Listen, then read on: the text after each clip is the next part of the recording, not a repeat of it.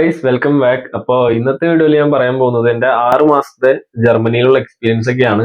ഈ കുറച്ച് ക്വസ്റ്റ്യൻസും കാര്യങ്ങളൊക്കെ മെസ്സേജ് ആയിട്ട് അയച്ചിട്ടുണ്ടായിരുന്നു. അപ്പോൾ അതിൽ മെയിൻ ആയിട്ടുള്ള കാര്യങ്ങൾ എന്തൊക്കെയാണെന്ന് വെച്ച് കഴിഞ്ഞാൽ എൻ്റെ ക്ലാസ്സിനെ പറ്റിയൊക്കെയാണ്. മെക്കാട്രോണിക്സ് ഹോസ്പിറ്റലിന്റെ ക്ലാസ്, പ്രൊബൈസൈറ്റ്, അതുപോലെ ഇവിടുത്തെ ക്ലൈമറ്റിനെ പറ്റി, ഫുഡ്, മന്ത്ലി എക്സ്പെൻസ് എന്തൊക്കെയായിരുന്നു, എങ്ങനെയായിരുന്നു നിങ്ങൾ ചെയ്യുന്നത്, അതൊക്കെ ചോദിച്ചിട്ടുണ്ടായിരുന്നു. അതുപോലെ തന്നെ ഇവിടുത്തെ കൾച്ചറൽ ഡിഫറൻസ് എനിക്ക് തോന്നിയ കാര്യങ്ങളും, അതുപോലെ ലാംഗ്വേജ് B1 വെച്ചിട്ട് എന്തോരം സർവേ ചെയ്യാൻ പറ്റുന്നുണ്ടോ, അതൊക്കെയായിരുന്നു മെയിൻ ആയിട്ടുള്ള ക്വസ്റ്റ്യൻസ്. ഇനി ജോബിന്റെ കാര്യമൊക്കെ ചോദിച്ചിട്ടുണ്ടായിരുന്നു. അതുപോലെ ഇവിടുത്തെ ക്രാങ്ക് എടുക്കുന്നത് എങ്ങനെയാണ്, അങ്ങനത്തെ ക്വസ്റ്റ്യൻസ് കുറച്ച് കിട്ടിയിട്ടുണ്ട്. അപ്പോൾ ഈ 6 മാസം കൊണ്ട് എനിക്കുണ്ടായ എക്സ്പീരിയൻസും ഇതിൻ്റെ കൂടെ ഞാൻ ഷെയർ ചെയ്യുന്നതായിരിക്കും. അപ്പോൾ ആദ്യം തന്നെ ക്ലാസ്സും കാര്യങ്ങളിലേക്ക് വരാം. മെക്കാട്രോണിക്സ് ഹൗസ് ബിൽഡിങ്ങിൽ ഞാൻ നേരത്തെ പറഞ്ഞ പോലെ തന്നെ ആർബൈറ്റ് ഷൂല ഉണ്ട്, ബെർഷൂല ഉണ്ട്, കമ്പനി ഉണ്ട്. അപ്പോൾ ആർബൈറ്റ് ഷൂല ആണെങ്കിൽ ഞങ്ങൾക്ക് 7 മണി തൊട്ട് ഒരു 3 മണി വരെയൊക്കെയാണ് ക്ലാസ് വരുന്നത്. ഇതിന്റെ ഇടയ്ക്ക് 1 മണിക്കൂർ നമുക്ക് ബ്രേക്ക് ഉണ്ടാവും. രാവിലത്തെ ബ്രേക്കും അതുപോലെ തന്നെ ഉച്ചത്തെ ബ്രേക്കും. ഇതിന്റെ ഇടയ്ക്ക് ചെറിയ ചെറിയ 10 മിനിറ്റ് പൗസൊക്കെ ഉണ്ടാവും. അതുപോലെ തന്നെ ബെറുഷൂല ആണെങ്കിൽ നമുക്ക് 7:30 ക്ലാസ് തുടങ്ങി കഴിഞ്ഞാൽ കുറച്ച് നേരത്തെ ഒരു 2:45 ആകുമ്പോഴത്തേക്കും ക്ലാസ് കഴിയും. അതും ഇതുപോലെ തന്നെ 1 മണിക്കൂർ ബ്രേക്ക് ഉണ്ട്. പക്ഷെ ഇടയ്ക്കുള്ള പൗസേ കുറച്ചുണ്ടാവുള്ളൂ. അതായത് ഒരു 5-10 മിനിറ്റ് ഒക്കെ മറ്റ് ആർമേഷൂലിനേക്കാളും ബ്രേക്ക് കുറവായിരിക്കും. പിന്നെ കമ്പനി ആണെങ്കിൽ നമുക്ക് വർക്ക് വരുന്നത് 6 മണി തൊട്ട് 3 മണി വരെയാണ്. ഇതിലും 1 മണിക്കൂർ ബ്രേക്ക് ഉണ്ട്. വേറെ ഇടയ്ക്കിടയ്ക്കുള്ള ചെറിയ ബ്രേക്കുകളൊന്നും ഇല്ല, ആകെ 1 മണിക്കൂർ ബ്രേക്ക് ഉള്ളൂ. ക്ലാസ്സിൽ നിന്നുള്ള എൻ്റെ എക്സ്പീരിയൻസ് എന്താണെന്ന് വെച്ച് കഴിഞ്ഞാൽ, തിയറി ഇവിടെ കൂടുതൽ പഠിക്കുന്നത് നമ്മുടെ ലാംഗ്വേജ് എന്തായാലും നന്നായിട്ട് ആവശ്യമാണ്. അപ്പോൾ ലാംഗ്വേജ് എത്ര അടിപൊളിയായിട്ട് നമുക്ക് അറിയാവുന്ന അത്രയും എളുപ്പമായിട്ട് നമുക്ക് പഠിക്കാൻ പറ്റും. ബേസിക്സ് ആയിട്ടുള്ള കാര്യങ്ങളൊക്കെ തന്നെയായിരിക്കും. അതായത് ഫിസിക്സ്, മാത്സ്, പിന്നെ ഇലക്ട്രോണിക്സ്, അങ്ങനെ ന്യൂമാറ്റിക്സ് ഒക്കെ നമുക്ക് പഠിക്കാനുണ്ട്. പക്ഷെ ബേസിക്സ് നമുക്ക് അറിയാമെങ്കിൽ കുഴപ്പമില്ല. പ്ലസ് ടുവിൽ പഠിച്ച സയൻസും കാര്യങ്ങളൊക്കെ അത്യാവശ്യം ഇൻട്രസ്റ്റ് ഉണ്ടെങ്കിൽ കുഴപ്പമൊന്നുമില്ല. പിന്നെ അതുപോലെ തന്നെ ആർബൈറ്റ് ഷൂലയിൽ എന്ന് പറഞ്ഞാൽ നമുക്ക് കുറച്ചുകൂടി ചെയ്യാനാണ്, പ്രാക്ടിക്കലായിട്ട് ചെയ്യണ കാര്യങ്ങളൊക്കെയാണ്. അപ്പൊ അതവര് ഓരോ കണക്ഷൻസ് ആണെങ്കിലും ഇതൊക്കെ നമുക്ക് പറഞ്ഞു തരും. അപ്പൊ നമ്മൾ അതിനനുസരിച്ച് ചെയ്താൽ മതി. വേറെ ലാംഗ്വേജിന്റെ പ്രശ്നം അവിടെയും വരുന്നുണ്ട്. ഇപ്പൊ ലാംഗ്വേജ് നന്നായിട്ട് അറിയാമെങ്കിൽ നമുക്ക് പെട്ടെന്ന് അത് ഗ്രാസ്പ് ചെയ്ത് പോകാൻ പറ്റും. പിന്നെ അവര് ആർബൈറ്റ് ഷൂല ആയതുകൊണ്ട് പ്രാക്ടിക്കലാണ്, നമുക്കത് ചെയ്ത് ചെയ്ത് ഇമ്പ്രൂവ് ചെയ്ത് കൊണ്ടുവരാൻ പറ്റും. അല്ലാതെ കാണാണ്ട് പഠിക്കേണ്ട ആവശ്യമൊന്നുമില്ല, നമുക്ക് പ്രാക്ടിക്കലി ചെയ്ത് കാണിച്ചാൽ മതി. നാട്ടിലെയും ഇവിടത്തെയും ക്ലാസ് തമ്മിലുള്ള ഡിഫറൻസ് എന്താണെന്ന് വെച്ച് കഴിഞ്ഞാൽ, ഇപ്പൊ പ്രാക്ടിക്കൽ ക്ലാസ് ഒക്കെ ആയിരുന്നെങ്കിൽ നമുക്ക് ലാബിലൊക്കെ നമ്മളിവിടെ പഠിപ്പിക്കുന്ന രീതി വ്യത്യാസമുണ്ട്. അതായത് ഒരു ബേസിക്കിൽ നിന്ന് തന്നെ നമ്മൾ പഠിപ്പിച്ച് വന്ന് അതിലൊരു നമുക്ക് ഇൻട്രസ്റ്റിംഗ് ആയിട്ടുള്ള രീതിയിലുള്ള ഒരു ആക്ടിവിറ്റീസ് ഒക്കെ ആയിരിക്കും തരുന്നത്. അതിലൂടെ നമ്മൾ കുറച്ചും കൂടി രസമായിട്ട് നമുക്ക് ചെയ്യാൻ തോന്നും. പിന്നെ വേറെ പ്രഷറും കാര്യങ്ങളൊന്നുമില്ല, നമ്മളത് ചെയ്ത് നന്നാക്കി കൊണ്ടുവരണം, അതായിരിക്കും ഇവരുടെ മെയിൻ ലക്ഷ്യം. പിന്നെ നമ്മൾ ചെയ്തതിൽ മിസ്റ്റേക്ക് ഉണ്ടെങ്കിൽ നമ്മുടെ അടുത്ത് തന്നെ ചോദിക്കും, ഇതിലെന്താണ് നിങ്ങൾ മിസ്റ്റേക്ക് കണ്ടുപിടിച്ചത്. അത് നമ്മൾ അവരുടെ അടുത്ത് പറയുകയാണെങ്കിൽ അതും ഒരു പ്ലസ് പോയിന്റ് ഒക്കെയാണ്. നമുക്ക് തെറ്റെന്താന്ന് കണ്ടുപിടിച്ച് പഠിക്കുന്ന ഒരു സിസ്റ്റം ആണ് ഇവിടെ ആർബൈറ്റ് ഷൂലയിലൊക്കെ കണ്ടേക്കണത്. റുഷൂലയിൽ നാട്ടിലെ പോലെയൊക്കെ തന്നെയാണ് എനിക്ക് ഫീൽ ചെയ്തത്. അതായത് പഠിപ്പിച്ചു പോകുന്ന അതിനനുസരിച്ച് എക്സാം ഒക്കെ ഇട്ട് പോകുന്നുണ്ട്. ഇടയ്ക്കിടയ്ക്ക് ക്ലാസ് ടെസ്റ്റും കാര്യങ്ങളൊക്കെ ഉണ്ട്. പക്ഷെ അതൊരു കുറച്ച് ടഫാണ്. നമുക്ക് ലാംഗ്വേജ് കുറച്ച് ഇമ്പ്രൂവ് ആവുകയും ചെയ്യും. പക്ഷെ നമുക്ക് അത്യാവശ്യം പഠിക്കാനുണ്ട്. പിന്നെ ക്ലാസ്സിന്റെ അകത്തുള്ളതും കുറെ അത്യാവശ്യം ഡിഫറൻസ് ഉണ്ട്. അതായത് ഇപ്പോൾ ഒരെണ്ണം പറയുകയാണെങ്കിൽ, നമുക്കിപ്പോ ക്ലാസ്സിൽ ഇപ്പൊ എന്തെങ്കിലും ചോദ്യം ചോദിക്കുകയാണെങ്കിൽ ഇപ്പോ നമുക്കിപ്പോ അറിയാമെങ്കിൽ നമ്മൾ പറയുമല്ലോ. ഇവിടെ അങ്ങനെയല്ല, ഇവിടെ എല്ലാവരും ഇങ്ങനെ കൈ പൊക്കി ഇങ്ങനെ നിൽക്കും. അതുകൊണ്ട് ടീച്ചർ ഇഷ്ടമുള്ള ഒരാളെ വിളിച്ചിട്ട് ചോദിക്കുകയാണ് ചെയ്യുക. അറിയാമെങ്കിൽ കൈ പൊക്കി നിൽക്കുക, അതിന്റെ ഇടയ്ക്ക് കയറി എന്നുള്ള സംസാരമൊന്നുമില്ല. അങ്ങനെയുള്ള കുറച്ച് ഡിഫറൻസ് ഉണ്ട്. അതൊന്നും ഞാൻ പിന്നെ ആർബൈറ്റ് ഷൂല ആണെങ്കിലും ബെർബ് ഷൂല ആണെങ്കിലും, ഷൂലയുള്ള ദിവസങ്ങളിൽ നമുക്ക് വെള്ളിയാഴ്ച ഉച്ചവരെ ഉണ്ടാവുള്ളൂ. അതായത് രാവിലെ ഉച്ചയ്ക്ക് 12 മണിക്കാകുമ്പോൾ വിടും, 7 മണിക്ക് തുടങ്ങി കഴിഞ്ഞാൽ. അതൊരു നല്ല പരിപാടിയാണ്. അതപ്പോൾ നമുക്ക് വെള്ളിയാഴ്ച കഴിഞ്ഞാൽ പിന്നെ ശനി ഞായർ ഇവിടെ അവധിയാണല്ലോ. അപ്പൊ നമുക്ക് മൊത്തം 2-2.5 ദിവസം അവധി കിട്ടും. ഹൗസ് ബിൽഡിങ്ങിലുള്ള വർക്കും സ്റ്റഡിയൊക്കെ ബാലൻസ് ചെയ്ത് പോകാൻ പറ്റുമെന്ന് വെച്ച് കഴിഞ്ഞാൽ, എന്റെ എക്സ്പീരിയൻസ് വെച്ച് പറയുകയാണെങ്കിൽ അങ്ങനെ ബാലൻസ് ചെയ്ത് പോകാനൊക്കെ പറ്റും. അത്യാവശ്യം എഫേർട്ട് ഇട്ട്, അതായത് എക്സാം വരുമ്പോൾ പഠിക്കുക, അങ്ങനെ ഒന്നും പോയി കഴിഞ്ഞാൽ നമുക്കത് കൊണ്ടുപോയി ഒരുമിച്ച് പഠിച്ചു പോകാവുന്നേ ഉള്ളൂ. അതുപോലെ തന്നെ ഇപ്പോൾ വർക്കും കാര്യങ്ങളും വരുമ്പോൾ കമ്പനിയിൽ നമുക്ക് അധികം ഡേയ്സ് ഇല്ല. അതായത് ബെർബ് ആർബൈറ്റ് ഉണ്ട് കുറെ നാൾ. അപ്പോൾ അതിനനുസരിച്ച് കമ്പനിയിലുള്ള വർക്ക് ടൈം കുറവാണ്. അപ്പോൾ നമുക്ക് അധികം വർക്ക് ചെയ്യേണ്ടി വരുന്നില്ല. വർക്കിംഗ് ഉള്ള കൂടുതലുള്ള ഹൗസ് ബിൽഡിംഗ് ഉള്ളവരാണെങ്കിൽ തന്നെ ശനിയും ഞായറും നമുക്ക് ഇവിടെ ലീവാണ്. അപ്പോൾ അതൊരു പ്ലസ് പോയിന്റ് ആയിട്ട് എനിക്ക് തോന്നിയിട്ടുണ്ട്. ശനി ഞായർ ലീവ് ഇല്ലെങ്കിൽ എന്ത് ചെയ്യുന്നത്. ഇവിടുത്തെ ക്ലൈമറ്റ്, ഞങ്ങൾ വന്നപ്പോൾ അത്യാവശ്യം ചൂടുള്ള വെതർ ആയിരുന്നു. ചൂടെന്ന് പറയുമ്പോൾ നാട്ടിലത്തെ അത്രയും ചൂടല്ല, കൂളിംഗ് തന്നെയായിരുന്നു. സമ്മർ ആണെങ്കിലും അത്യാവശ്യം വലിയ ചൂടിലോട്ടൊന്നും പോകില്ല. പക്ഷെ ഒരു വിന്റർ ആണ് നമുക്ക് ഏറ്റവും പ്രശ്നം വന്നത്. അതായത് തണുപ്പ് ആദ്യമായിട്ട് എക്സ്പീരിയൻസ് ചെയ്യുമ്പോൾ അത്യാവശ്യം ചെറിയതായിട്ട് ബാഡൊക്കെ അടിച്ചിരുന്നു. അതായത് രാവിലെ എണീറ്റ് പോകണം, ക്ലാസ്സും 6 മണിക്കാണ്. 7 മണിക്ക് ക്ലാസ്സിൽ പോകണമെങ്കിൽ നമുക്ക് നേരത്തെ എണീറ്റ് പോകേണ്ടി വരുമല്ലോ. അതുപോലെ ട്രെയിനൊക്കെ കയറി വേണം പോകാൻ. അതിന്റെ ഒരു ഇതുണ്ടായിരുന്നു. അത് ഇപ്പോഴും തണുപ്പൊക്കെയാണ്, പക്ഷെ അഡ്ജസ്റ്റ് ആയി വരും, നമുക്ക് കുഴപ്പമൊന്നുമില്ല.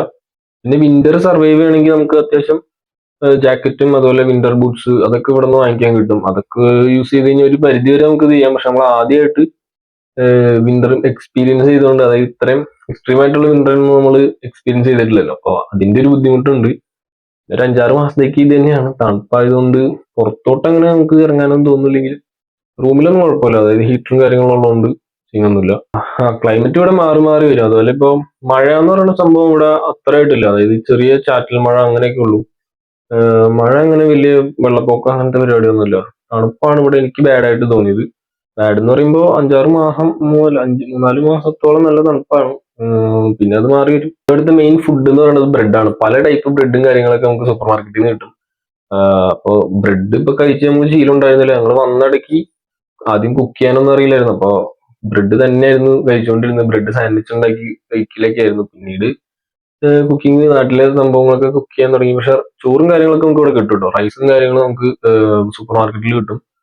ചോറൊക്കെ വെച്ച് കഴിക്കാൻ പറ്റും. പിന്നെ കറികളൊക്കെ നമ്മൾ ട്രൈ ചെയ്ത് വരാം. പക്ഷെ ചില ചില സാധനങ്ങൾ നമുക്ക് ഇവിടെ കിട്ടില്ല. അത്യാവശ്യം ചിലപ്പോൾ റേറ്റ് ആവും. അതുപോലെ ഇന്ത്യൻ സ്റ്റോറിലൊക്കെ പോയാൽ നല്ല റേറ്റ് ഒക്കെ ആവും. അപ്പോൾ അങ്ങനെ ഒരു ചെറിയ ബുദ്ധിമുട്ടുണ്ട്. ഫുഡ് നാട്ടിലെ നല്ലോണം മിസ് ചെയ്യാനും ചാൻസ് ഉണ്ട്. പിന്നെ ഒരു 1-2 മാസം കൊണ്ട് നമ്മളെല്ലാം അഡ്ജസ്റ്റ് ആയിട്ട് വരും. നമ്മൾ നാട്ടിലുള്ള ഫുഡും കാര്യങ്ങളൊക്കെ നമുക്ക് ട്രൈ ചെയ്യാൻ, സാധനങ്ങളൊക്കെ വാങ്ങിക്കാനുള്ളതൊക്കെ നമ്മൾ കണ്ടെത്തും. പിന്നെ പ്രശ്നമൊന്നും ഉണ്ടാവില്ല. ഫുഡ് നമുക്ക് അഡ്ജസ്റ്റ് ചെയ്ത് പോകും. പിന്നെ എക്സ്പെൻസ് ആണ് നമ്മൾ കൺട്രോൾ ചെയ്യേണ്ടത്. അതായത് ഹൗസ് ബിൽഡിംഗ് ചെയ്യുമ്പോൾ നമുക്ക് സ്റ്റൈഫൻഡ് ആണല്ലോ കിട്ടുള്ളൂ. അപ്പൊ അതിൽ നമ്മുടെ എക്സ്പെൻസ് ഒക്കെ മീറ്റ് ചെയ്ത് സുഖമായിട്ട് പോകാൻ പറ്റും. ഇപ്പോൾ ഷെയർ ചെയ്താണ് നിൽക്കണമെങ്കിൽ അതുപോലെ തന്നെ നമ്മുടെ എക്സ്പെൻസ് കുറയും. ഇപ്പൊ ഞങ്ങളുടെ റെന്റ് എന്ന് പറയുന്നത് 127 യൂറോ ആണ്. അപ്പോൾ അതില് പിന്നെ അതെന്തായാലും എല്ലാ മാസം നമ്മുടെ നിന്ന് പോകും. അതുപോലെ തന്നെ ഒരു 58 യൂറോ ആണ് ദോഷ്ലാൻഡ് ടിക്കറ്റ്. അപ്പൊ അതും പോവും. പിന്നെ ഫോൺ ചാർജ് ചെയ്യാൻ അല്ലെങ്കിൽ വൈഫൈ ചാർജ് ചെയ്യാനൊക്കെ ആയിട്ട് 10 യൂറോ പോയി കഴിഞ്ഞാൽ അതും എന്തായാലും പോണതാണ്.